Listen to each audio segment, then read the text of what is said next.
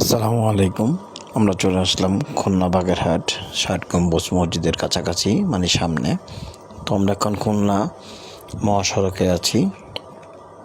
তো আমরা এখন ৬০ গম্বুজ মসজিদের ভিতরে যাব। তার জন্য আমাদের টিকিট কাটতে হবে। তো আমাদের টিকিট আসলে আমাদের যে ট্রাভেল থেকে গেছি তারাই কেটে রেখেছিল। সো আমরা শুধু ভিতরে চলে গেছি, যে আমরা ভিতরের যে সৌন্দর্যটা উপভোগ করছি। তো আলহামদুলিল্লাহ, আল্লাহর শুকরিয়া। খুবই ভালো লাগলো যে বাগেরহাট ৬০ গম্বুজ মসজিদটা দেখতে পেয়ে খুবই ভালো লাগলো। আর এই যে আমরা এখন গেটের সামনে আছি, বাগেরহাট ৬০ গম্বুজ মসজিদের গেটের সামনে আছি। এখন আমরা ভিতরে যাব।